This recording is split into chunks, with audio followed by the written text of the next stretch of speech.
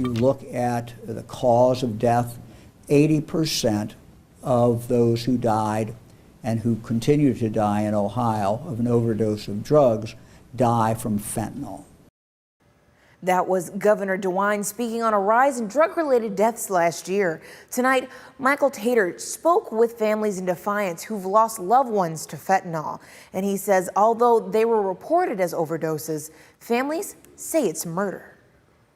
A whole generation's being killed away by fentanyl. Diane Urban knows that pain herself because she lost her son in 2019 to fentanyl.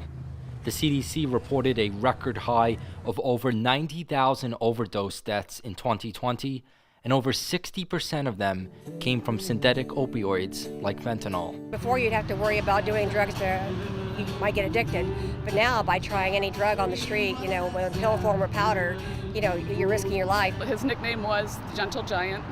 He was 6'2". We have his shoes over here, and they were size 15. But his heart was just as big. Tina Pruitt also lost her 22-year-old son Logan last October. He took what he thought was a prescription pill from a friend to help him sleep, but his parents later found out it contained fentanyl. A lot of these kids, they don't realize what's in these drugs. These drugs are actually made to look like pharmaceutical safe drugs, and they're not. Urban founded the organization APALD, or Association of People Against Lethal Drugs, to raise awareness of this growing crisis. Pruitt says those responsible for dealing these drugs need to be held more accountable. She uses the example of buying a glass of wine. If someone brought you that glass of wine with something in it and it killed you, it would be murder.